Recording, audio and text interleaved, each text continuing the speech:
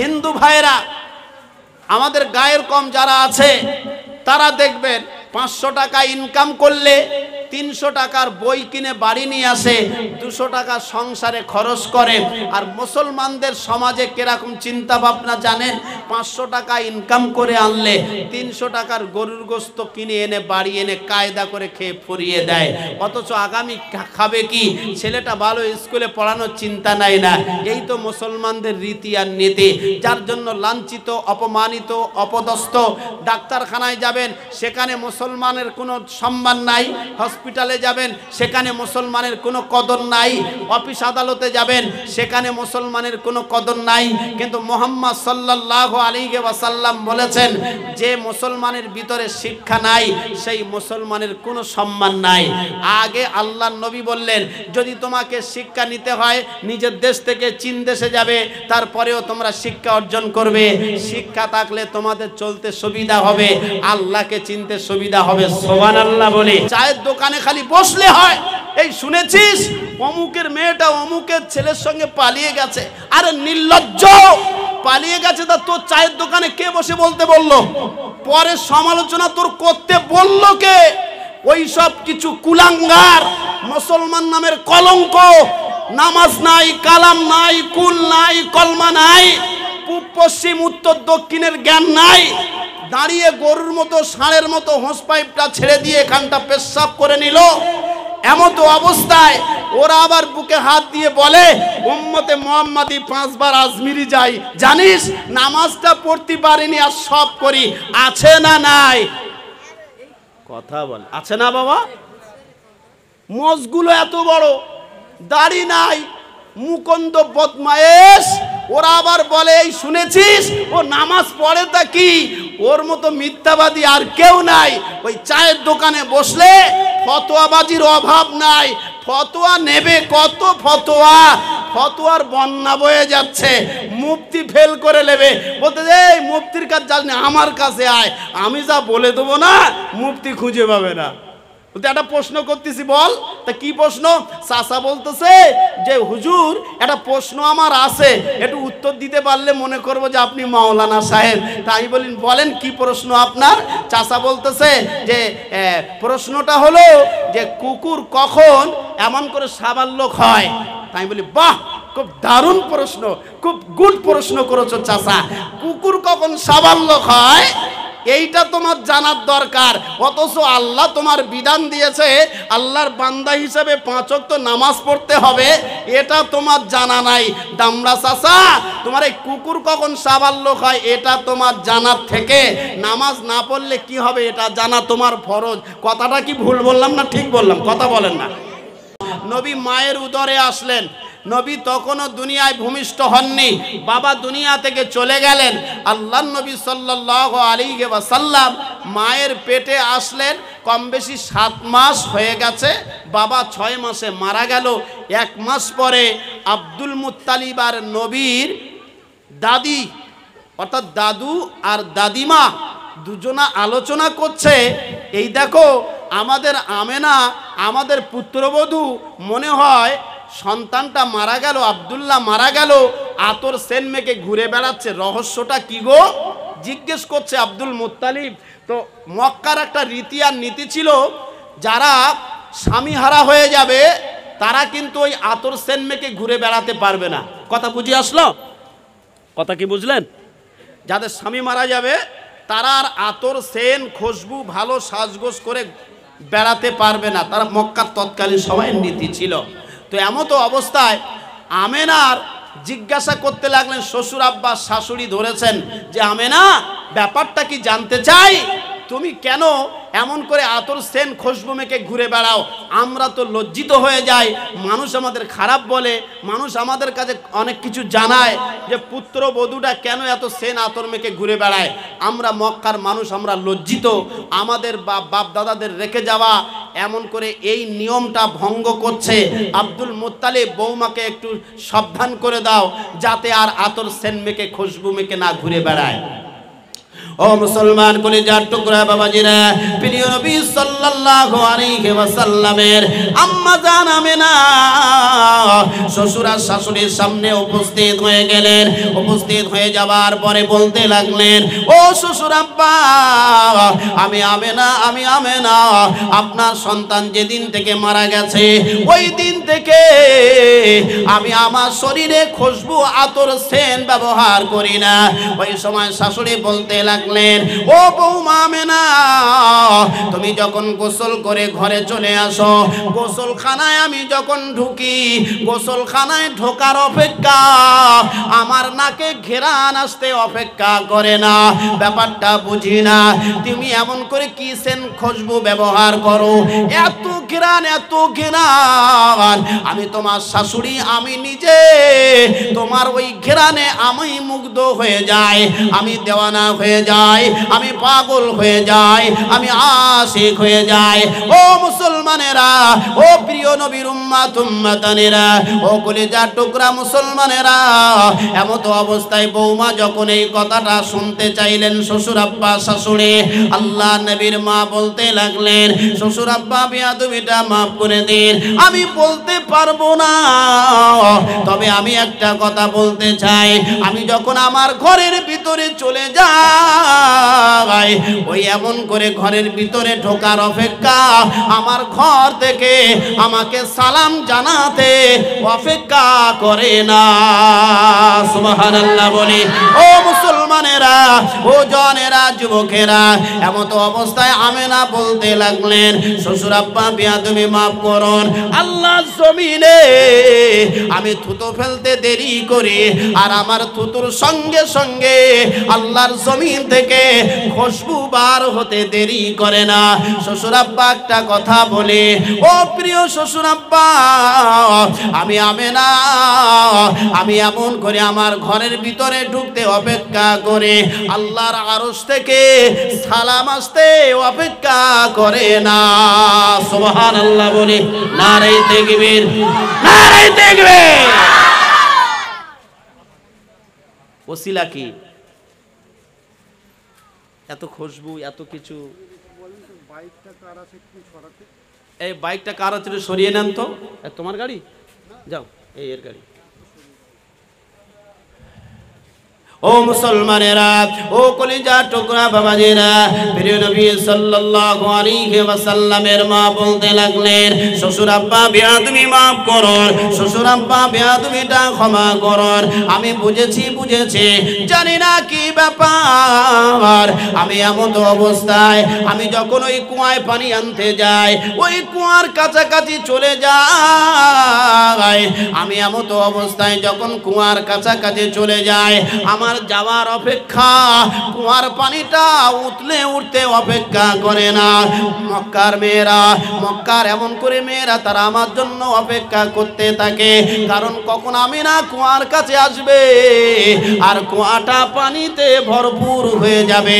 ও মুসলমানেরা, জনেরা, যুবকেরা, ও কলিজার টুকরা বাবাজিরা, ও ভাঙড় এলাকার মানুষেরা, কোন নবীর আলোচনা রে বাবা, যে নবী না আসলে জমিন অন্ধকার, যে নবী না আসলে আসমান অন্ধকার, যে নবীকে না আল্লাহ পাঠালে জান্নাত পাঠাতেন না, জান্নাত বানাতেন না, যে নবী না আসলে পরে আমাদেরকে আল্লাহ দুনিয়ায় পাঠাতেন না, ওই নবীর ওসিলায় আল্লাহ তাআলা এত নাজ নিয়ামত দিয়েছেন।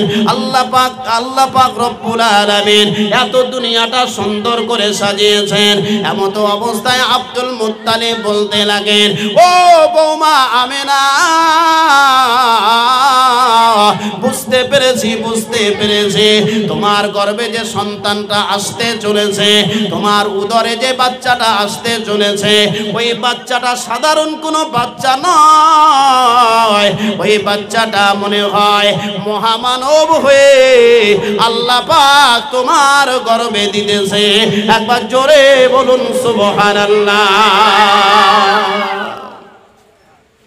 ও ও মুসলমান কলিজার টুকরা বাবাজিরা, আল্লাহ নবী ভূমিষ্ঠ হওয়ার সময় হয়ে গেল।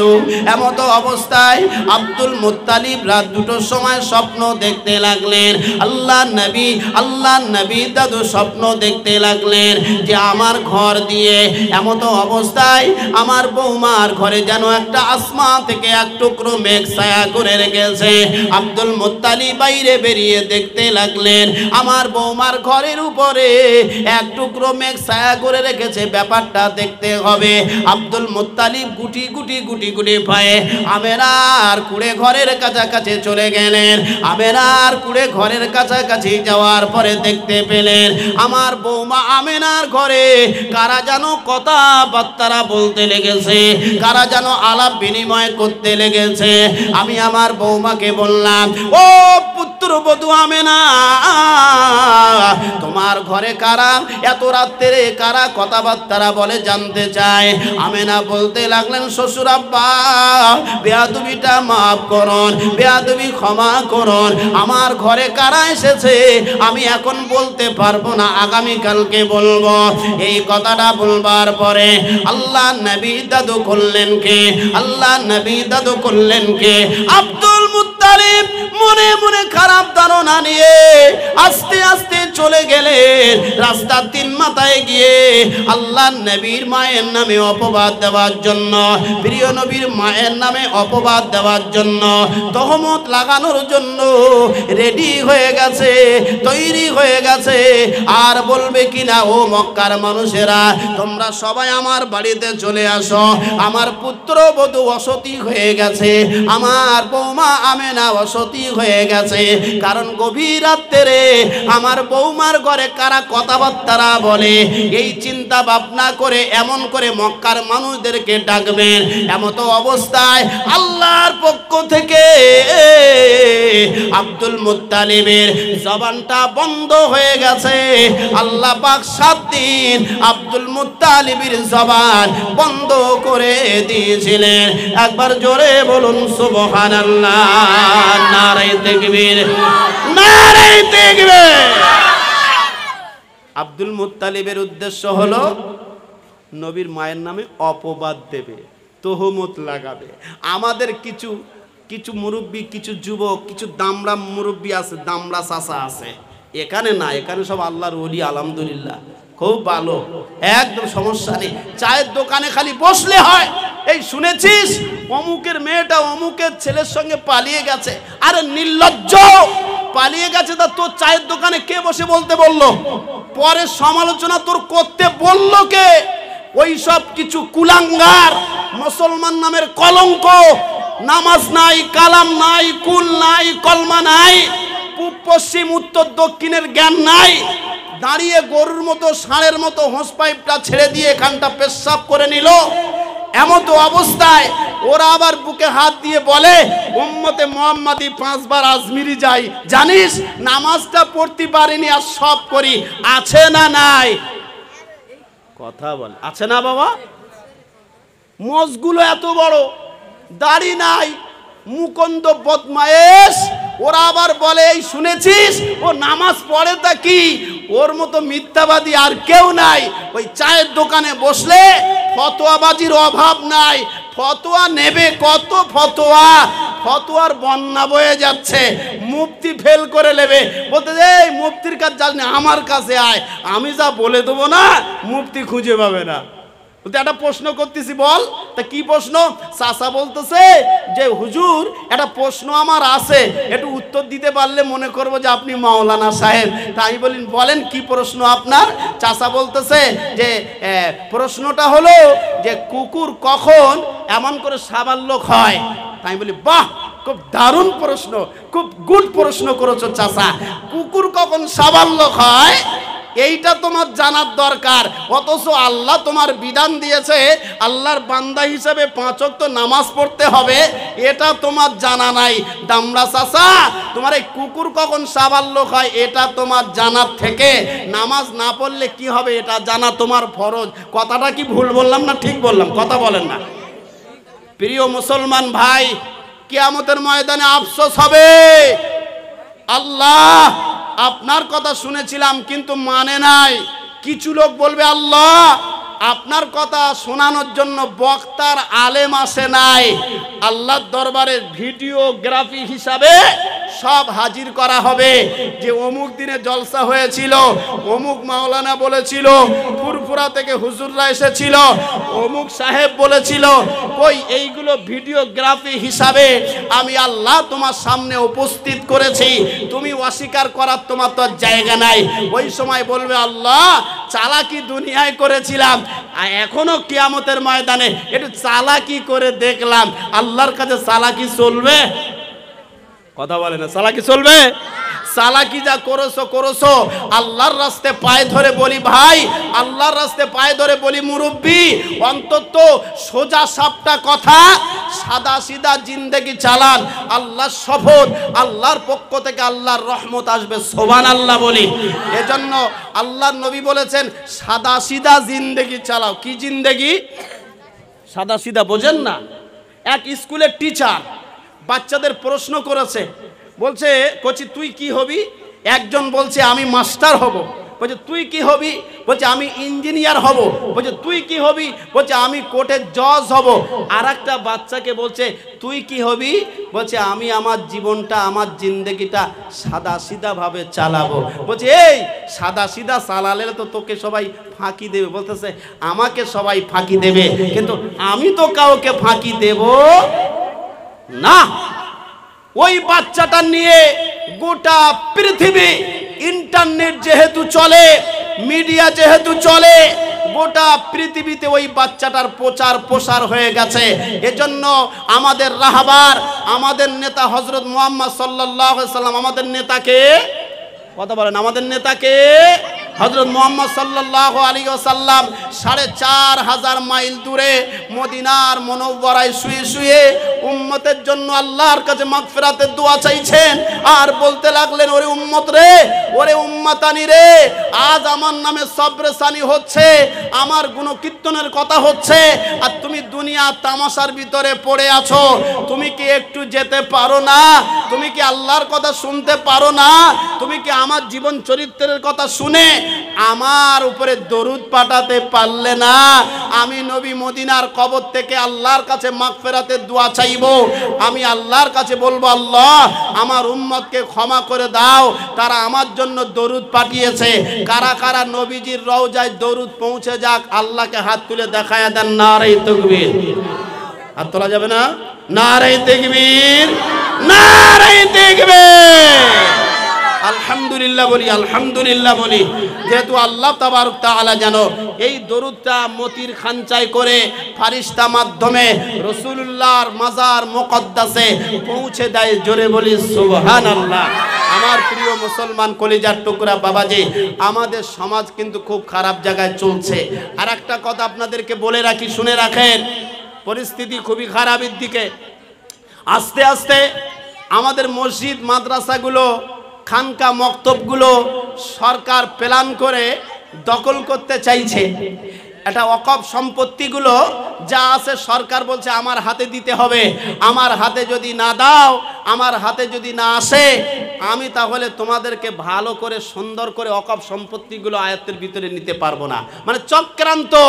মুসলমান কলিজার টুকরা বাবাজি, এই চক্রান্তের মাঝখানে বিশেষ করে মুসলিম পার্সোনাল ল বোর্ডের যারা দায়িত্বশীল ব্যক্তি আছেন, তাদের কাছে একটা পরামর্শ করা হলো, সব রাজ্য থেকে আমরা এমন করে ফোনের মাধ্যমে, ভোটের মাধ্যমে আমরা জানিয়ে দিয়েছি যে আমাদের মসজিদ, আমাদের মাদ্রাসা, আমাদের খানকা, আমাদের মক্তব জনগণ চালাবে, সরকারের চালাতে হবে।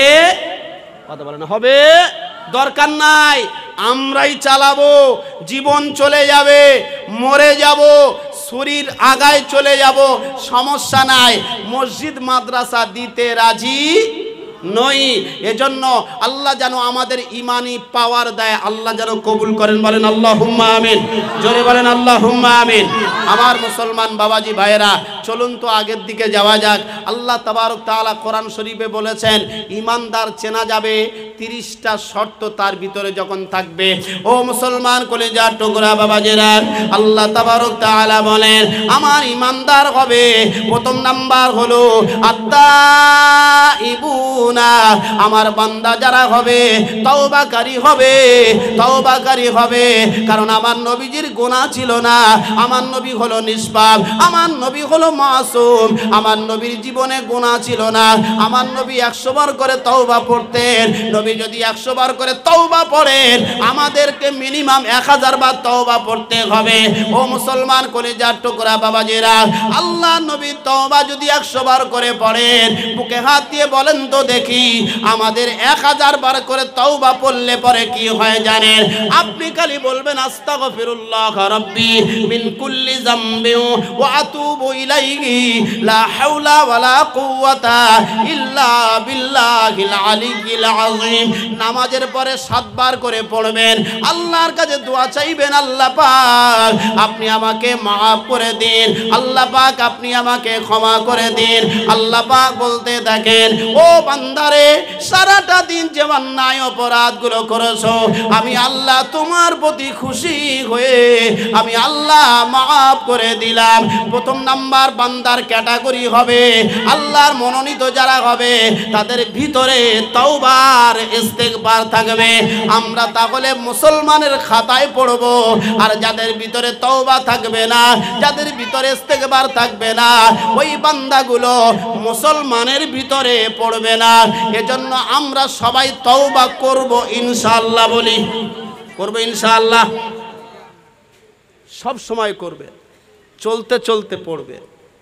ঘুমাচ্ছেন, ঘুমাতে ঘুমাতে মানে ঘুমানোর আগে পড়তে পড়তেই ঘুমাবেন। রাস্তায় চলছেন, গাড়ি চালাচ্ছেন, আস্তাগফিরুল্লাহ আস্তাগফিরুল্লাহ আস্তাগফিরুল্লাহ আপনি পড়বেন। আপনার মনের ভিতরে, দিলের ভিতরে শয়তানি যত ওয়াসওয়াসা দেয় এইগুলো কিন্তু চলে যাবে। এইগুলো চলে গেলে, এই বাবা এইগুলো চলে গেলে আপনার দেখবেন নামাজে ভালো লাগবে, কোরআন তেলাওয়াতে ভালো লাগবে, ভালো কাজে যেতে ভালো লাগবে। তখন আর শয়তান আপনার কাছে ঘেঁষতে পারবে না। শয়তানের কত পাওয়ারফুল জানেন? শয়তানের পাওয়ার জানেন কতটা? শয়তানের পাওয়ার হলো, আল্লাহর কাছে চেয়ে নিয়েছেন, আল্লাহ আপনার বান্দাদের শরীরের রক্তের ভিতরে ঢুকে ওকে বেঈমান বানানোর পাওয়ার আমাকে দেন। আল্লাহ বলছে ঠিক আছে দিলাম, চলে যা, তবে একটা কথা শুনে যা, আমার বান্দাকে গোমরাহি করবি, তোর দিকে নিয়ে যাবি।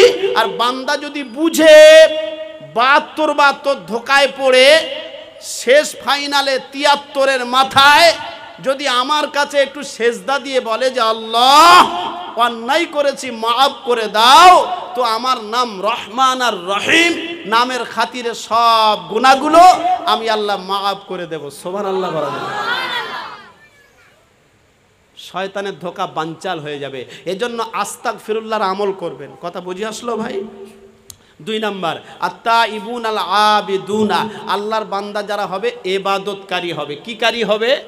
কথা বলেন, কি কারী হবে? ইবাদতকারী হতে হবে। ইবাদতটা কি?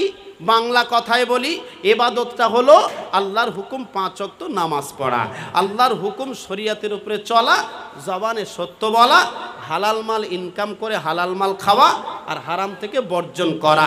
এর নাম ইবাদত। এর নাম কি? এর নাম ইবাদত। আপনি যদি বাথরুমে যান নবীজির সুন্নাত তরিকায়, ওটাও ইবাদতের মধ্যে গণ্য হবে। সুবহানাল্লাহ বলি।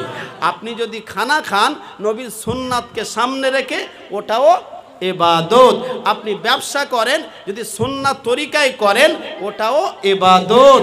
আপনি হাট বাজার করবেন, জলকারে মাছ ধরবেন, যাই করবেন, সবজি চাষ করবেন, সব করবেন, যদি সুন্নাত তরিকায় হয় ওটাও ইবাদত। ওটা কি? কথা বলে না? ওটা কি ভাই? ইবাদত। ইবাদতটা সব জায়গায় করা যায়।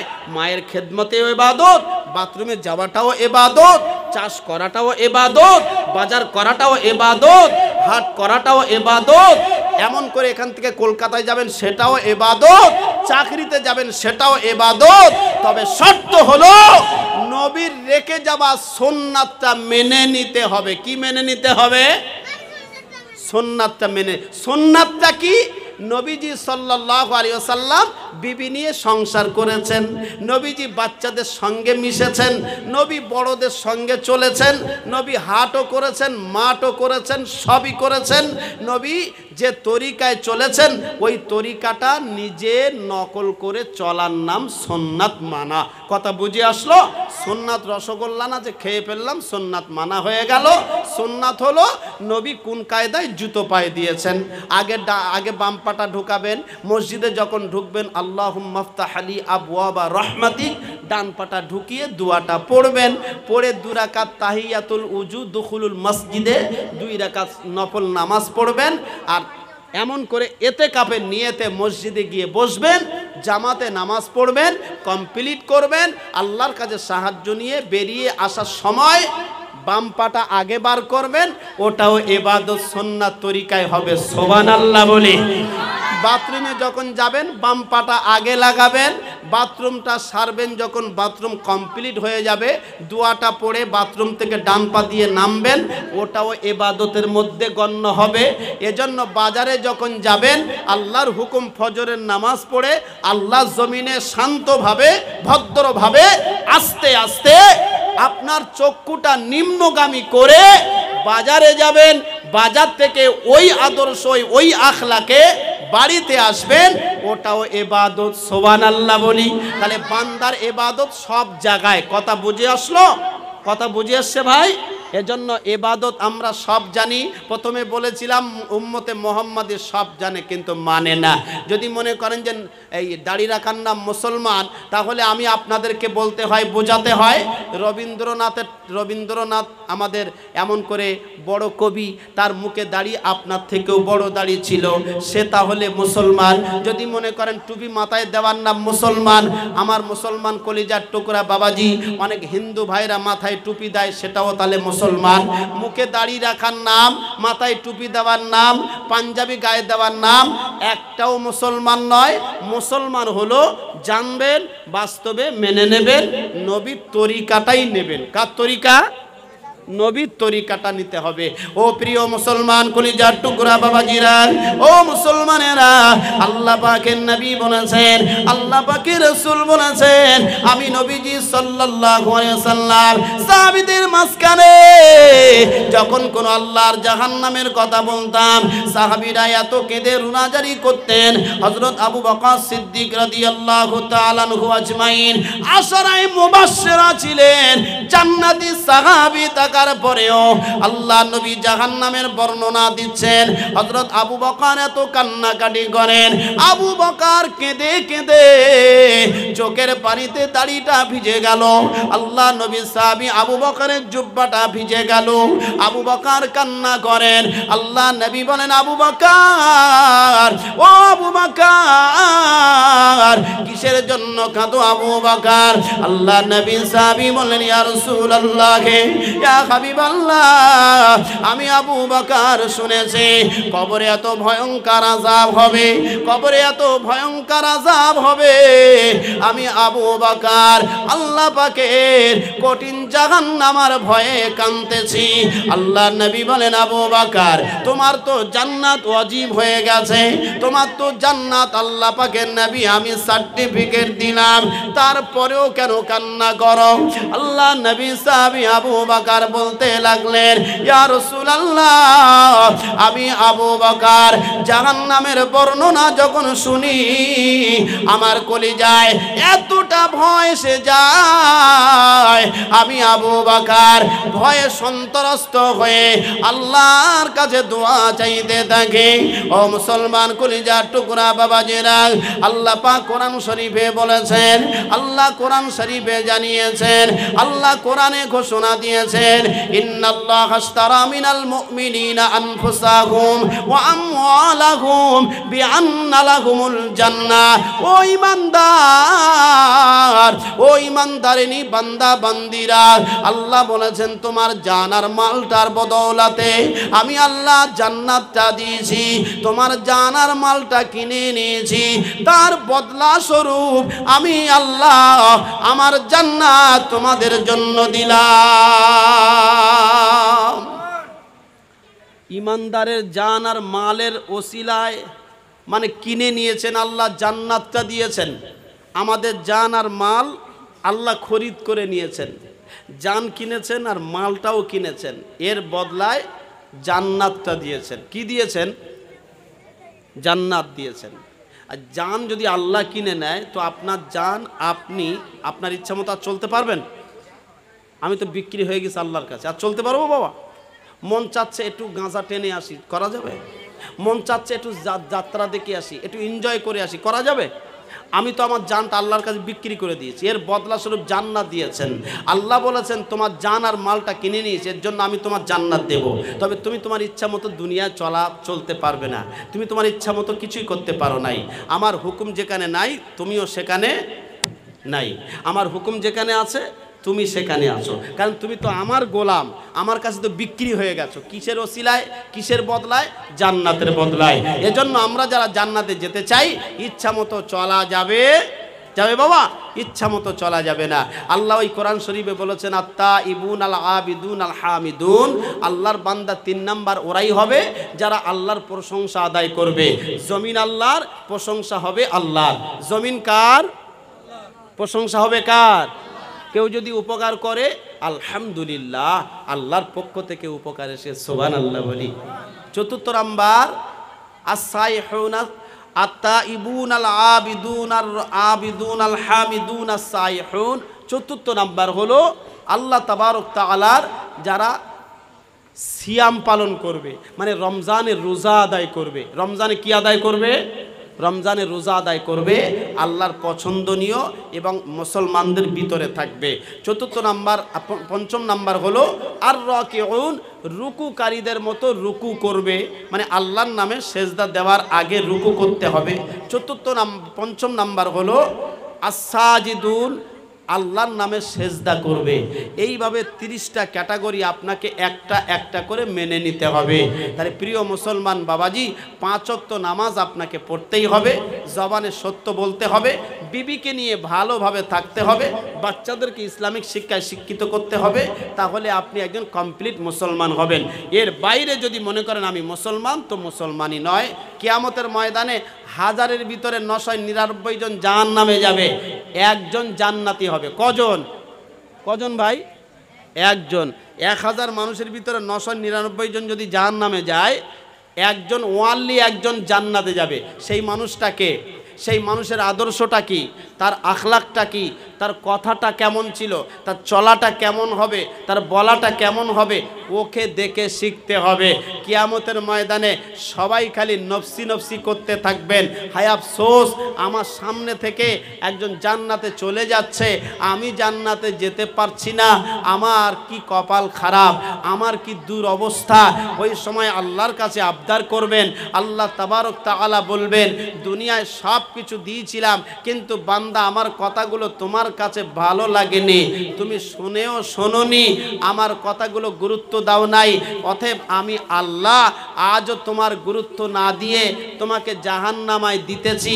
জাহান্নামের কঠিন জায়গাটা একবার চেক করে এসো, জাহান্নামায় যে যাবে সে বুঝবে জাহান্নামটা কি কঠিন জায়গা। কবরে একটা মানুষ যখন চলে যায়, তো আল্লাহর তরফ থেকে যারা বদকার, ঈমান নিয়ে যেতে পারে না, ওদের কবরে একটা সাপ দেওয়া হবে।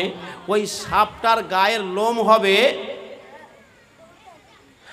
18 থেকে 22 যেমন রড মোটা হয়, লোম অমন মোটা মোটা হবে। আর এক মাথা থেকে আর এক মাথা পর্যন্ত যেতে একটা মানুষ সকাল থেকে সন্ধ্যা পর্যন্ত যত সময় লাগবে, ওই সাপের লোম এপারের লোম থেকে ওপারের লোম পর্যন্ত অত সময় লাগবে। ওই সাপ গুনাহগার বান্দা যারা হবে তাদের কবরে আসবে, একটা একটা সবলে 70 গজ মাটির ভিতরে ঢুকে যাবে, আবার তোলা হবে, আবার 70 গজ মাটির ভিতরে চলে যাবে। আসলে কবরটা কি জায়গা এটা কেউ জানে না, যারা কবরে গেছে তারা ছাড়া এর স্বাদও কেউ পায় নাই, পাবে না। এজন্য দেখবেন কবরস্থানে যদি কোনো জন্তু বাঁধেন, গরু বলেন, ছাগল বলেন, মাঝে মধ্যে দড়ি ছিঁড়ে পালিয়ে যায় কবরস্থান থেকে। কারণ হলো ওই কবরের কি স্বাদ, ওই জন্তু কিছু উপলব্ধি করতে পারে, মানুষ পারে না। এজন্য তারা কবর থেকে দেখবেন কবরস্থানের পাশে আসে বাঁধলে দড়ি ছিঁড়ে পালিয়ে যায়। এজন্য মুসলমান বাবাজি কবরে যে গেছে সেই বুঝেছে কবরটা কি জায়গা। দুনিয়ায় থাকতে থাকতে আমরা উদাসীন, মনে মনে ভাবছি ও যা আছে দেখা যাবে মরে যাবার পরে, এখন তো ঠিক আছি। এজন্য প্রিয় মুসলমান বাবাজি ওই চালাকি কবরে যাওয়ার সঙ্গে সঙ্গে আর থাকবে না। এজন্য ভাই আমরা সবাই, সাপ দেখবেন সোজা হয় কখন? মারা যাওয়ার পরে টান টান হয়ে সোজা হয়ে শুয়ে যায়। কিন্তু আমরা উম্মতে মুহাম্মাদি লাকাদ খলাকনাল ইনসানা ফি আহসানি তাকওয়িম, আমরা হলাম শ্রেষ্ঠ জাতি। আমরা কিন্তু সোজাও হই না। সোজা তখনই হয় যখন আর মালের কিছু করার থাকে না, বুড়ো হয়ে গেছে, বলছে এবারে কচি লাঠিটা দে, মসজিদে যাই একটু আল্লাহ আল্লাহ করি। তো মসজিদে গিয়ে কোথায় মসজিদের দরওয়াজা সেটাও চেনে না, কোথায় নামাজ পড়তে হবে সেটাও জানে না। বুড়ো বয়সের ইবাদত আল্লাহর কাছে খুব একটা মূল্য থাকবে না। জনের ইবাদত আর বয়স্ক লোকের ইবাদত আসমান আর জমিন পার্থক্য হবে। কারণ জন বেলায় মাল অনেক কিছু করেছে, তখন আল্লাহর কথা মনে ছিল না। যখন না ঢিলা হয়ে গেছে, নড়বড়ে হয়ে গেছে, এখন যাওয়ার আর জায়গা নাই, এখন আল্লাহর কাছে কান্নাকাটি করছে। এজন্য ভাই ভালো থাকতে থাকতে ইবাদত করার চেষ্টা করি, করব ইনশাআল্লাহ। সবাই বলে করব ইনশাআল্লাহ। আল্লাহ যেন আমাদের সবাইকে কবুল করেন, বলেন আল্লাহুম্মা আমিন। কে আসলো বলে এই পৃথিবী হলো উজালা, কে গাহিল এসে সামনের গান শূন্য কাফেলা। কে আসলো বলে এই পৃথিবী হলো উজালা, কে গাহিল এসে সামনের গান শূন্য কাফেলা। আল্লাহ নে ফরমানে আলাম নাশরাহ লাকা সদরাক, করিল বায়ান দেখো কুরআন ওয়ারফা'না লাকা যিকরাক। সে যে রাসূল আরবী, সে যে রাসূল আরবী মানব দরদি শাফাআত সাফিনা ও নূরে নবী। বলা যাবে নবী নূর না নূর না? সবাই মানেন আপনারা? অনেক আহলে হাদিস ভাইরা তারা মানে না, কারণ দল মত নির্বিশেষে অনেকে আছে তারা নবীকে নূর মানে না। কিন্তু আমরা নবীকে নূর মানি, আমরা সবাই মানি ইনশাআল্লাহ। এজন্য সবাই আমার সঙ্গে বলেন ও নূরে নবী, নূরে নবী, নূরে মদিনা। ও নূরে নবী, নূরে নবী, নূরে মদিনা। কে আসলো বলে এই পৃথিবী হলো উজালা, কে গাহিল এসে সামনের গান শূন্য কাফেলা। হযরত উমর করতে কতল নবীর দারে যায়, আর নূরানি তার চেহারা দেখে ওমর ফিদা হয়ে যায়। ও তার চেহারা মায়াবী, ও তার চেহারা মায়াবী দেখে উমর হয়ে যায় নবীর দিওয়ানা। ও নূরে নবী, নূরে নবী, নূরে মদিনা। ও নূরে নবী, নূরে নবী, নূরে মদিনা। কে আসলো বলে এই পৃথিবী হলো উজালা, কে গাহিল এসে সামনের গান শূন্য কাফেলা। আল্লাহুম্মা সাল্লি আলা সাইয়্যিদিনা মাওলানা মুহাম্মদ ওয়া আলা আলি সাইয়্যিদিনা মাওলানা মুহাম্মদ সাল্লাল্লাহু আলাইহি ওয়াসাল্লাম। আল্লাহর নবী না আসলে পৃথিবী কিছু হতো না। হযরত আদমকে পাঠালেন আর বললেন, আদম আসমানের দিকে তাকাও।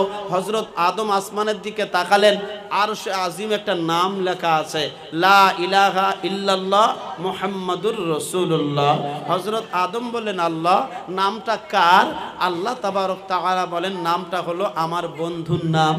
তো এই নাম আমার বন্ধু, আমার প্রিয়, পৃথিবী বানানোর আগে কোটি কোটি বছর আগে আমি আমার বন্ধুর নামটা আমি আল্লাহ আরশে আজিমে সিলেক্ট করেছি। সুবহানাল্লাহ বলি।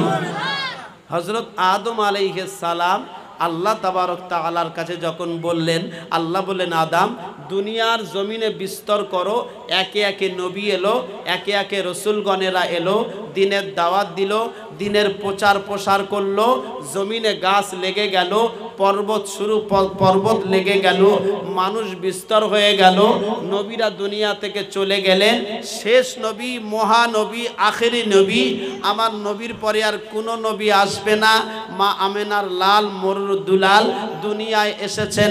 40 বছর বয়স হয়ে যাবার পর আল্লাহর পক্ষ থেকে, আল্লাহর তরফ থেকে নবুয়ত লাভ করলেন। নবী যখন সর্বপ্রথমে নবীর উপরে কোরআন নাজিল হচ্ছে, কোরআনের পরিচয় হলো কোরআন শরীফ আল্লাহ তাআলার পক্ষ থেকে কিতাব জিবরাইলের মাধ্যমে মক্কার একটা শহরের নাম হলো মক্কা, এই দেশের নাম হলো মক্কা শরীফ। মক্কা শরীফের ভিতরে কুরাইশ বংশের মধ্যে হযরত মুহাম্মদ সাল্লাল্লাহু আলাইহি ওয়াসাল্লামের উপরে হেরা গুহা নামক একটা জায়গায় নবীজি ইবাদতে মগ্ন। জিবরাইল আমিন আলাইহিস সালাম 5টা আয়াত নিয়ে নবীজির কাছে হাজির হয়ে গেলেন। আল্লাহ নবীকে বলেন, নবী আপনি পড়ুন, ইকরা বিসমি রাব্বিকাল্লাযী খলাক, খলাকাল ইনসানা মিন আলাক, ইকরা ওয়া রাব্বুকাল আকরামুল্লাযী আল্লামা বিল কলম, আল্লামাল ইনসানা মা লাম ইয়ালাম। আল্লাহ নবী বললেন, আল্লাহর ফেরেশতা জিবরাইল, আমি তো পড়তে পারি না, আমি তো স্কুলে পড়ে নাই, কিভাবে পড়ি? জিবরাইলকে আল্লাহ তাআলা বলে দিলেন, জিবরাইল আমার বন্ধুর সঙ্গে সিনার সঙ্গে সিনাটা জোর করে চেপে দাও। একবার চেপে দেওয়া হলো, নবীকে বললেন পড়েন। আল্লাহর নবী বললেন, আমি পড়তে পারি না। 2বার বললেন পড়েন, নবী বললেন পড়তে পারি না। 3বার জোর করে চেপে দিয়ে বললেন পড়েন। আল্লাহর নবী পড়া শুরু করে দিলেন। এ করার অর্থ হলো তোমরা পড়ো পড়ো পড়ো, পড়াশোনা করো। পড়াশোনা করলে কি হবে? আল্লাহর রাসূল সাল্লাল্লাহু আলাইহি ওয়াসাল্লাম বললেন, পড়াশোনা করলে সমাজে চলতে সুবিধা হবে, আল্লাহকে চিনতে সহজ হবে। সুবহানাল্লাহ বলি। নবী পড়তে বলেছেন। আমাদের সবাইকে শিক্ষার কথা আগে বলা হয়েছে। এজন্য মুসলমান বাবাজি, শিক্ষা থাকলে সমাজ পরিবর্তন হবে। হবে কি হবে না? নবী পড়তে বলেছেন। হিন্দু ভাইরা, আমাদের গায়ের কম যারা আছে তারা দেখবেন 500 টাকা ইনকাম করলে 300 টাকার বই কিনে বাড়ি নিয়ে আসে, 200 টাকা সংসারে খরচ করে। আর মুসলমানদের সমাজে কিরকম চিন্তা ভাবনা জানেন? 500 টাকা ইনকাম করে আনলে 300 টাকার গরুর গোশত কিনে এনে বাড়ি এনে কায়দা করে খেয়ে ফুরিয়ে দেয়। অথচ আগামী খাবে কি? ছেলেটা ভালো স্কুলে পড়ানোর চিন্তা নাই না। এই তো মুসলমানদের রীতি আর নীতি, যার জন্য লাঞ্ছিত, অপমানিত, অপদস্থ। ডাক্তারখানায় যাবেন, সেখানে মুসলমানের কোনো সম্মান নাই। হসপিটালে যাবেন, সেখানে মুসলমানের কোনো কদর নাই। অফিস আদালতে যাবেন, সেখানে মুসলমানের কোনো কদর নাই। কিন্তু মুহাম্মদ সাল্লাল্লাহু আলাইহি ওয়াসাল্লাম বলেছেন, যে মুসলমানের ভিতরে শিক্ষা নাই সেই মুসলমানের কোনো সম্মান নাই। আগে আল্লাহর নবী বললেন, যদি তোমাকে শিক্ষা নিতে হয় নিজের দেশ থেকে চীন দেশে যাবে, তারপরেও তোমরা শিক্ষা অর্জন করবে। শিক্ষা থাকলে তোমাদের চলতে সুবিধা হবে, আল্লাহকে চিনতে সুবিধা হবে। সুবহানাল্লাহ বলি। এজন্য মুসলমান বাবাজি, আমরা সবাই আমাদের ছেলে মেয়েদেরকে ইসলামিক এবং দুনিয়াবি দুটো শিক্ষা দেব, যাতে আমার ছেলেটা পরবর্তী বিগড়ে না যায়, আমার ছেলেটা পরবর্তী আল্লাহকে চিনতে যাতে অসুবিধা না হয়। দুনিয়ার শিক্ষায় শিক্ষিত করব, ইসলামিক শিক্ষায় শিক্ষিত করব। করলে কি হবে দেখবেন, আপনি শান্তি পাবেন, আপনার পরিবার শান্তিতে থাকবে। মারা যাবার পরে অন্তত ছেলেটা কবরের দ্বারে দাঁড়িয়ে দোয়া করবে, করবে কি করবে না? এজন্য দুটো শিক্ষাই দেব। প্রিয় মুসলমান বাবাজি, আমরা তো সবাই সাদা সিধা ভাবে চলি, মুসলমান তো অত কিছু বুঝতে চায় না। তবে একটা কথা আপনাদেরকে বলতে হয়, আল্লাহ নবী সাল্লাল্লাহু আলাইহি সাল্লাম বলেছেন হযরত খাদিজাকে, খাদিজা আমি নবীজি তোমাদেরকে একটা কথা শোনাই, কারণ দুনিয়ার ক্ষেত্রে স্বামী আর স্ত্রীর ভিতরে এত আন্তরিকতা, এত ভ্রাতৃত্ব, এত ভালোবাসা, এত বন্ধন একটাই কারণে। হযরত আদম আলাইহিস সালাম আল্লাহ যখন দুনিয়ায় পাঠালেন, দুনিয়ায় পাঠানোর পর আল্লাহ যখন জান্নাতে রাখলেন, জান্নাতে রাখার পর আদম বলছেন আল্লাহ ভাল লাগে না, তো করি কি? আল্লাহ তাবারক তাআলাকে বলছেন আল্লাহ যদি দয়া করে আমার সঙ্গে একটা বানিয়ে দেন। বাম পাজরের হাড় নিয়ে আল্লাহ হযরত মা হাওয়াকে বানালেন। হাওয়াকে বানানোর পর আল্লাহ পাক আদমকে বলছেন আদম হাওয়াকে ছুঁতে পারবি না, কারণ মোহরানা দিতে হবে। তো আল্লাহকে বলছেন আল্লাহ মোহরানা তো নাই, কি দেই? তো আল্লাহ তাবারক তাআলা বলতে লাগেন মোহরানা নাই, তাহলে তুমি আর কি দেবে? একটা কাজ করো, আমার নবীর নামে 10 বার দরুদ পাঠ করো, মোহরানা আদায় হয়ে যাবে। কিন্তু আমাদের সমাজে হয় কি, অনেক মানুষ আছে দেখবেন মোহরানা দিতে চায় না। চাচা মরে গেছে, এইবার চাষির কাছে খবর নিয়ে দেখছে, ইমাম সাহেব বলছে দেখো তো মোহরানা দিয়েছিল কি না। এখন চাষির কাছে গিয়ে বলতে তাই তো, ওলাউটো তো মরে গেছে, আর তো কিছু করার নাই, তা কি করি, দে এই মোহরানাটা ক্ষমা করে দেই। এরকম সমাজে আছে না নাই? কথা বলেন, আছে না নাই? এজন্য মোহরানা দেওয়া সঙ্গে সঙ্গে যেটা শরীয়ত সম্মত যা আছে সেই হিসাবে মোহরানা আদায় করবেন। মোহরানা যদি আদায় না করেন, ওই অবস্থায় যদি কবরে চলে যান, জীবনটাই আপনার জিনার গুনাহ লেখা হবে। জেনা হলো মস্ত বড় খারাপ জিনিস, জেনা হলো সব থেকে জঘন্য জিনিস, জেনা হলো সব থেকে খারাপ জিনিস। আল্লাহর কাছে ঘৃণার পাত্র হলো, ঘৃণার গুনাহ হলো জেনার গুনাহ। ওয়ালা তাকরাবু জিনা, আল্লাহ কোরআনে বলেছেন তোরা জেনার ধারে বাড়ে যাবি না। এজন্য মুসলমান বাবাজি, এখন সমাজে কিন্তু জেনা বেশি পরিমাণে বেড়ে গেছে। কিয়ামতের আলামত 10টা এসেছে, তার ভিতরে তার ভিতরে একটা আছে যে জেনা তোমাদের সমাজে বেড়ে যাবে। এখন জেনা বেড়েছে না কমেছে?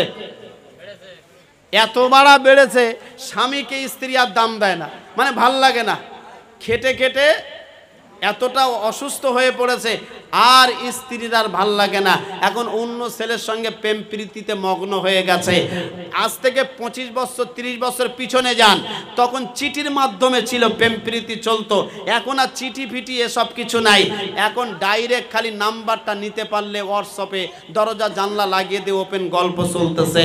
জেনা এত পরিমাণে বেড়ে গেছে, আল্লাহর নবী বলেন কিয়ামতের আলামত যখন আসবে তোমরা বুঝে নেবে যে জেনা তোমাদের সমাজে বেড়ে গেছে। আর একটা বিষয় বলতে হয়, ধ্যানাসি ব্যাগ নিয়ে চাকরি করার নাম করে ওই নিউ টাউন, ইকো পার্ক, বিভিন্ন জায়গায় গিয়ে মনের ইচ্ছা মিটিয়ে আসছে। আর পাড়ার লোকেরা জিজ্ঞেস করলে হ্যাঁ বৌমা তুই কি করিস রা? না এটা চাকরি করি, চাকরি করে বাড়ি এসছি। অথচ ওখানে গিয়ে দেখো এনজয় করে 2000 টাকা কামিয়ে নিয়ে চলে এসছে। আল্লাহর কসম, আল্লাহর নবী বলেছেন কিয়ামত তোমাদের সন্নিকটে যখন আসবে ঘন ঘন জলোচ্ছ্বাস বেড়ে যাবে। মানে এমন মাঝে মাঝে আমাদের সমাজে চলছে একটা আয়লা ঝড়, আমফান ঝড়, বিভিন্ন ঝড়। আল্লাহর নবী বলেছেন বান্দা যখন আল্লাহর থেকে সরে যাবে কিয়ামতের আলামতগুলো তখন তোমাদের সামনে এসে যাবে। তো জেনাটা হলো কিয়ামতের একটা আলামত। এখন আর ওপেনলি জেনা তো হচ্ছেই হচ্ছে, দ্বিতীয়ত হলো ফোনের মাধ্যমে খায়েশ মিটাচ্ছে, কত ধরনের গল্প, মনে মনে পরিকল্পনা করছে, অন্তরের জেনা, কানের জেনা, পা দিয়ে আগিয়ে যাচ্ছে পায়ের জেনা। আল্লাহর নবী বললেন প্রতিটা মানুষ জেনার গোনা নিয়ে আল্লাহর দরবারে হাজির হবে। এজন্য প্রিয় মুসলমান বাবাজি, যারা ইমানদার তাদের চক্ষুটা হবে নিম্নগামী। এক নারী হেঁটে গেলে তাকে একবার দেখার সুযোগ আছে, দ্বিতীয়বার দেখার সুযোগ নাই। এ বুদ্ধিমান করেছে কি, ওই একবারে আধা ঘন্টা তাকিয়ে রয়েছে। বলছে একবার দেখেলেই দ্বিতীয়বার দেখার সুযোগ নাই। আধা ঘন্টা দেখতে বলতে চাচা মুখ লাভা, বলতেছে একবার সুযোগ, ভালো করে দেখি কি ব্যাপার, কি বৃত্তান্ত, চয়েস করতেস। আবার অনেক জায়গায় দেখেছি মুরব্বী বয়স হয়ে গেছে, বলতেছে মাল যাচ্ছে কি রে, ছি ছি ছি, এইগুলো লজ্জা, জাতির লজ্জা। এজন্য ভালো যদি হতে চান আল্লাহর ঘরের সঙ্গে সম্পর্ক রাখেন। একটাই দাওয়া, একটাই দোয়া, নিজে যদি চরিত্রবান হতে চান আগে আল্লাহর ঘরের সঙ্গে সম্পর্ক করে নামাজে জোড়েন। নইলে কোনো কায়দাবাজি নাই, কোনো বাবা নাই, কোনো পীর সাহেব নাই, কোনো দরবারের কোনো কেউ নাই যে আপনাকে ভালো করবে। ভালো হতে গেলে আগে পার্টিতে দাঁড়াতে হবে। কিসে দাঁড়াতে হবে? পার্টিতে দাঁড়াতে হবে। একা দাঁড়াবেন না, বাচ্চাটার হাত ধরে নিয়ে যাবেন আর বিবিকে বলবেন বিবি ফজরের আজান হয়ে গেছে, উঠে যাও, তুমিও নামাজ পড়বে, আমিও মসজিদে আমার ছেলেকে নিয়ে নামাজে যাচ্ছি। তুমি নামাজের পরে কোরআন তেলাওয়াত করবে, সূরা ইয়াসিন পড়বে, আমিও নামাজের পরে আমিও ইয়াসিন পড়ে দোয়া চাইবো, তুমিও আল্লাহর কাছে দোয়া চাইবে, আমিও দোয়া চাইবো। আমাদের সংসারে আল্লাহর রহমত নাজিল হবে। সুবহানাল্লাহ বলি। এজন্য মুসলমান কলিজার টুকরা বাবাজি, ভালো হওয়ার একটাই মাধ্যম নামাজ আর কোরআন তেলাওয়াত। আমরা করব ইনশাআল্লাহ, করব ইনশাআল্লাহ। আচ্ছা, মরা বাড়িতে নারী মহিলারা বেশি ভিড় করলে বেশি সওয়াব, না পুরুষরা এসে জানাজা পড়ে মাটি দিলে বেশি সওয়াব? তাড়াতাড়ি বলেন, বুঝে আসেনি? নারীরা বেশি ভিড় করলে মরা বাড়িতে বেশি সওয়াব, না পুরুষেরা এসে জানাজা পড়ে কবরস্থ করে চলে গেলে বেশি সওয়াব? কিন্তু আমাদের সমাজে কি হয় বলেন তো, পুরুষ যা আসে তার থেকে 3 গুণ নারী এসে উপস্থিত হয়ে যায়। কেউ না, কোনো সম্পর্কে কেউ না। এখান থেকে সেই সোনপুরে একজন মারা গেছে, এ শুনেছে যে ওর চাচতো বোনের ফুপুর খালার দাদি মারা গেছে। ও শুনে তাড়াতাড়ি অটোয় চেপে গেছে। ছেলে বলতেছে মা তুই কোথায় যাচ্ছি? বলতে না রে বেটা, তোর অমুকের অমুক অমুকের অমুক একজন মারা গেছে, তাই একটু যাচ্ছি। মানে ওর যেন না গেলে ওর আর কোনো পেটের ভাত হজম হবে না। কে যেতে বলেছে? নারীদের পর্দা করা ফরজে আইন। নারীদের পর্দা করা কি, কথা বলেন, কথা বলেন না? পর্দা ফরজে আইন না? নামাজ পড়া ফরজ, পর্দা করা তার থেকে ফরজে আইন। এখন মরা বাড়ি গিয়ে বিভিন্ন ডিজাইনের মেয়েদের কান্না তো যা হয় সে আর বলা সম্ভব হয় না। নারীদের বিভিন্ন ডিজাইনের কান্না শুরু করে দিয়ে এমতো অবস্থায় খাওয়ার সময় এখন বলতেছে এবু তোর পাতে কি পড়েলো, গোশত দিল? আর এক বউ বলতেছে তোর পাতে কি দিল একটু বল না দেখি। সারা সারা রাস্তা ওই গল্প করতে করতে চলে এলো। অথচ আল্লাহর নবী বলেছে তোমার কাছের আত্মীয় যদি মারা যায় তুমি নারী যেতে পারবে। তোমার বাবা, তোমার মামা, তোমার মা, তোমার ভাই, তোমার চাচা, তোমার নিকটতম আত্মীয় ছাড়া কোনো মানুষ মারা গেলে তুমি বাড়ি থেকে যেতে পারবে না। আল্লাহর নবী বলেছেন নারী পর্দার ভিতরে থাকবে। আমার প্রিয় মুসলমান বাবাজি, আর যে লোকটা ছেড়ে দিল বউটা সেই মরা বাড়িতে ঘুরে সারা লোকে দেখে দেখে আসতেছে, আল্লাহর রসুল বলেছেন ওই বুড়ো দামড়ার, ওই বুড়ো লোকটা, ওই দামড়ার আল্লাহর দরবারে জবাবদিহি করতে হবে। এক নারীর কারণে 4 পুরুষ জাহান্নামে যাবে। কয় পুরুষ? কথা বলেন না, কয় পুরুষ? ও মুসলমান কলিজার টুকরা বাবাজিরা, আল্লাহ নবী বলেন আদ-দাইয়ুসু লা ইয়াদখুলুল জান্নাহ। দাইয়ুসটা অন্য কোনো ব্যাপার নয়। আল্লাহ নবী বললেন যে মহিলাটা তার পর্দা নিয়ে রাখতে পারবে না, যে মহিলাটা তার ইজ্জতটা ঢেকে রাখতে পারবে না, ওই মহিলাটার কারণে তার স্বামী জাহান্নামে যাবে, তার বড় ছেলে জাহান্নামে যাবে, তার বাবা জাহান্নামে যাবে, তার বড় ভাই জাহান্নামে যাবে। আল্লাহর নবী বলেন ওই জান্নাতের চৌকাঠে লেখা থাকবে আদ-দাইয়ুসু লা ইয়াদখুলুল জান্নাহ, দাইয়ুস জান্নাতে যেতে পারবে না। এক নারীর কারণে চার পুরুষ আল্লাহর কাছে আটকে যাবে রে ভাই। তাহলে আমার ঘরের মায়েরা, আমার ঘরের বিবিটা যদি আমি আপনি আটকে না রাখতে পারি, পর্দার ভিতরে না রাখতে পারি, আমি আপনি আমার আপনার ঘরের শিয়ানা বোনটা পর্দার ভিতরে না রাখতে পারি, আমার আপনার ঘরের এমন করে বৌমাটা পর্দার ভিতরে না রাখতে পারি, আল্লাহর কাছে আপনার ইবাদত, আপনার তাসবিহ, আপনার তাহলিল, আপনার নামাজ কিছুই কবুল হবে না। এজন্য আমাকে আপনাকে আমার আপনার ঘরের মা, আমার আপনার ঘরের বিবি, আমার আপনার ঘরের শিয়ানা বোনটা, আমার আপনার ঘরের বৌমাটা পর্দা করার জন্য তাদের তাগিদ দিতে হবে। হবে কি হবে না কথা বলেন ভাই? হবে। ও মুসলমানেরা, আপনি আপনার বিবিকে বললেন, বিবি রে তোমার যে শাড়িটা পছন্দ হয় ওই শাড়িটা ভাঙড় থেকে কিনে নিয়ে এসো। না না না, প্রিয় নবী বলেছেন তুমি এমন করে তোমার বিবিকে পাঠাতে পারো নাই। তোমার বিবির যদি শাড়ির প্রয়োজন হয় তুমি তোমার বিবিকে সঙ্গে নিয়ে যাবে, তোমার স্ত্রীটাকে সঙ্গে নিয়ে যাবে, যাবার পরে এমন করে পর্দার সঙ্গে নিয়ে যাবে। কিন্তু আমাদের সমাজে দেখলে দেখা যায় এখন মেয়েদের ভিতরে বোরকা উঠেছে, টাইট ফিট বোরকা, এমন বোরকা পরেছে 40 বছরের বুড়ো বড় বড় চোখ বের করে দেখতেছে মালের সাইজটা কি। আবার একটা বোরকা কিনে এনেছে, আনার পরে একটু ঢিলা ঢালা আছে, গ্রামের দর্জি বলতেছে এই খোকা একটু মেরে দে, এই দুই দিকে একটু মেরে দে, ঢিলা হয়ে গেছে, ঢিলা। মানে টাইট ফিট বোরকা একে একটু ঢিলা হয়ে গেছে, তোর মেরে লেচ্ছে। ও মুসলমানেরা, ও কলিজার টুকরা বাবাজিরা, ওই খোদার খাসিটা, ওই সকিনা চার ছেলের মা এমতো অবস্থায় ওই বেহায়া নারী টাইট ফিট বোরকা পরে দিন দিন করে বাজারে চলেছে, অথচ বুকে একটা কাপড় নাই। ও মুসলমানেরা, আল্লাহ নবী বলেছেন ওই এমন করে মহিলার কারণে চার পুরুষ জাহান্নামে যাবে। আর তুমি যদি আল্লাহ আল্লাহ করো, তুমি যদি ইবাদত করো, আল্লাহর কামাই যাও, আল্লাহ পাক বলেছেন তোমার ইবাদত আমি আল্লাহ এই জমিন আর আসমানের মাঝখানে ঝুলানো থাকবে। ও আমার প্রিয় ভাইয়েরা, এজন্য নারীদেরকে হেফাজত করার দায়িত্ব হলো আমার আর আপনার। আমি আপনি যদি সাইজ না করতে পারে, আমি আপনি যদি পর্দার ভিতরে না রাখতে পারি, তাহলে আমি আপনি আল্লাহর কাছে জবাবদিহি করতে পারবো না রে বাবা।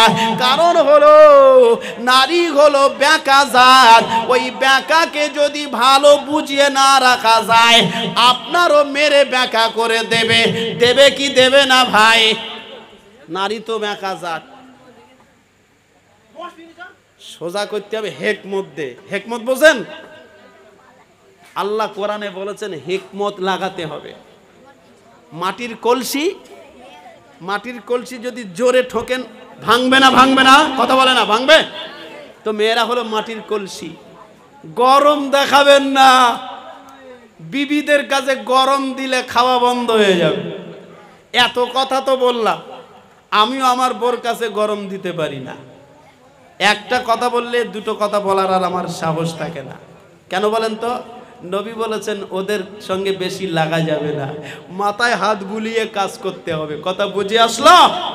এজন্য আপনি দেখবেন খুব রেগে গেছে, আপনার বউটা খুব রেগে গেছে, আপনি যদি পাশে বসিয়ে বলেন সকিনা তুই এই নাম করিস কেন, তোরে কত ভালোবাসি জানিস, একটা লজেস নিয়ে আসবেন পকেটে, সঙ্গে সঙ্গে বার করে দেবেন, বলি এই দেখ তোর কথা মনে থাকে আমার, তোর জন্য এই জিনিসটা এনেছি। আল্লাহর রসুল বললেন মেয়েদের মনটা নরম, তো সঙ্গে সঙ্গে বলবে সত্যি তুমি আমার ভালোবাসো। সুবহানাল্লাহ বলবেন না? এটা নবী শিখিয়েছেন। কে শিখিয়েছেন? কথা বলে না? কে শিখিয়েছেন? আল্লাহর রাসূল শিখিয়েছেন। ও প্রিয় মুসলমান ভাইয়েরা, আমি যে কথাটা বলছিলাম, এজন্য আমার আপনার মায়েরা মার্কেটিং করতে যাবে, আপনাকে সঙ্গে যেতে হবে। বিভিন্ন জায়গায় যাবে, আপনাকে সঙ্গে যেতে হবে। বাবার বাড়িতে যাবে, আপনাকে সঙ্গে যেতে হবে। একা পাঠানো যাবে না, কারণ ওই নারীটার পিছনে শয়তান থাকে। কেন জানেন? 17 ছলনাময়ী নারী যদি হয়, আপনার কপালে এমন করে এমন বাজ দেবে, আপনিও পাগলা হয়ে যাবেন। 17 ছলনাময়ী নারী, আল্লাহ নবী বললেন নারীরা হলো শয়তানের জাল। যদি আপনি ওই 17 ছলনাময়ী নারীর পাল্লায় পড়েন, আপনার এমন নাস্তানাবুদ করে দেবে, আপনার বেঁচে থাকাটা কঠিন হয়ে যাবে। এজন্য প্রিয় মুসলমান ভাইয়েরা আমার, বিশ্ব নবী বলেছেন, তোমরা যখন তোমাদের মা, তোমাদের শিয়ানা মেয়ে, তোমাদের বৌমা, তোমাদের স্ত্রীটাকে যখন কোন শরীয়তের কথা বলবে, কাছে ডেকে আস্তে আস্তে করে বললে পরে ওরা কিন্তু তোমার কথাটা শুনতে বাধ্য হয়ে যাবে।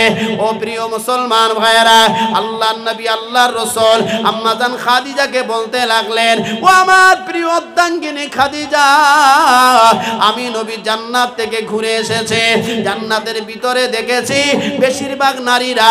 আল্লাহর নবীর বিবি আম্মা জান খাদিজা বলতে লাগলেন, ইয়া রাসূলুল্লাহ, ইয়া হাবিবাল্লাহ, আমি তো খাদিজা, আমার বড় ভয় হয়, আমার বড় খৌফ হয়, আমি তো মহিলা, আমার কি উপায় হবে? আল্লাহর নবী বললেন, খাদিজা, 4টি আমল করবে, 4টি আমল করলে আল্লাহর জাহান্নামটা হারাম হয়ে যাবে।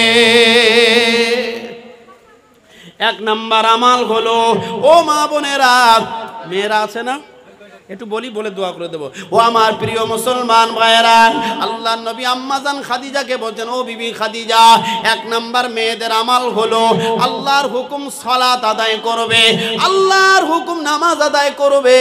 কিন্তু আমাদের সমাজে মেয়েরা দেখবেন নামাজেরা পড়ে না, কারণ নামাজ পড়বে কখন? টিভি তো বন্ধ থাকবে তালে। কারণ শবে বরাতের সময়, শবে বরাতের দিন আসলে পরে মেয়েদের কোরআন শরীফ খোলার হিড়িক পড়ে যায়। কথা ঠিক কি ঠিক না ভাই? সারা বছর কোরআনের সম্পর্ক নাই, নামাজের সম্পর্ক নাই। শবে বরাত আসলে তখন খালি কোরআন শরীফ খোঁজে, কোরআন শরীফ আছে, কোরআন শরীফ আছে, একটু পড়তে হবে। অথচ কোরআন শরীফে যেটি এমন করে ইঁদুর, বান্দর, বিভিন্ন ধরনের পোকামাকড়, মাকড়সা এমন করে জাল বুনে হেগিয়ে নাস্তা নাবুদ করে দিয়েছে, অথচ সারা বছর কোরআন শরীফটা পড়ে না। আর শবে বরাতের সময় আসলে পরে কোরআন শরীফ নিয়ে বিভিন্ন কায়দায় তেলাওয়াত করে, ভালো করেও তেলাওয়াতই করতে জানে না। আমাদের সমাজে মেয়েদের এইটাই তো বড় রোগ। আল্লাহর নবী বলেছেন, তোমরা এমন করে বেশি বেশি করে আল্লাহর হুকুম 5 ওয়াক্ত নামাজটা আদায় করবে। আর 2 নাম্বার হলো ওয়া সাওমু রমাদান, রমজান মাসে রোজা রাখবে। আর 3 নাম্বার হলো স্বামীর খেদমত করবে। 4র্থ নাম্বার হলো পর্দা নিয়ে চলবে। এই 4টি আমল করলে তোমরা জান্নাতে যাবে, সুবহানাল্লাহ বলে। কিন্তু আমাদের সমাজের মা বোনেরা নামাজ নাই, কালাম নাই, কুল নাই, কিছু নাই, নিজে খালি ওই টিভি, সিনেমা, মোবাইল, এটা সেটা নিয়েই ব্যস্ত। এজন্য মায়েরা যদি ভালো হয়, বাড়ির ছেলেগুলো ভালো হবে। হবে কি হবে না? মেয়েদের আগে ভালো হতে হবে। তবে ছেলেগুলোরও একটা কথা বলি, খালি সাদা চামড়া খুঁজতেছে, বিয়ে করবে বলছে সাদা কি সাদা না ওইটা দেখতে হবে। ও জিজ্ঞাসা করে না নামাজ পড়ে কি পড়ে না, বলতে সাদা তো। যদি সাদা হয় ও আর কিছু দরকার নেই, বলতেছে ও তো বাপের ঠিক নেই, ও 3-4টে বাপ, বলতে দরকার নেই, ওই মাল লাগবে আমার, ওই সাদাই লাগবে। আর এ মেয়ের বিয়ে দেবে, এ মালও খুঁজতেছে একটা চাকরিজীবী ছেলে, জিজ্ঞেস করে না। এখন দেখতে গেলে জিজ্ঞাসা কি করে জানেন? বলতে ছেলে করে কি, জিজ্ঞাসা করে না যে ছেলে নামাজ কালাম পড়ে কি না, কলেমা দরুদ জানে কি না। আগেকার দাদারা, আগেকার মানুষেরা তারা জানতো, কিন্তু এখনকার যুবকেরা করে কি? এখন দেখতে গেলে এখন 1ম নাম্বার জিজ্ঞেস করে ছেলে করে কি। বলতেছে ছেলে চাকরি করে, বলতেছে ও সমস্যা নাই, কিন্তু দাঁড়িয়ে পেশাব করে, বলতে ও আমার মুখে মতে মুতুক, সমস্যা নাই, কিন্তু ওই মাল দরকার। আরো যদি শোনে ভাঙড়ে 4টে দোকান, নিউ টাউনে একটা ফ্ল্যাট আছে, বলতেছে কোনো কায়দায় ছাড়া হবে না, ওই মালই আমার লাগবে। এরকম সমাজ চলে এসেছে। ভুল বললাম না ঠিক বললাম ভাই? তাহলে আমাদের উদ্দেশ্য কিন্তু আলাদা। এজন্য আল্লাহর রসুল বলেছেন, মেয়ে বিয়ে দেবে ভদ্র ছেলে, নামাজি ছেলে, সৎ ছেলে হাতে দিলে আল্লাহর নবী বলেছেন মেয়ের বাপ জান্নাতি। সুবহানাল্লাহ বলবেন না? এক মেয়েকে ভালো ছেলের হাতে দিলে একটা জান্নাত, দুই মেয়ে ইসলামিক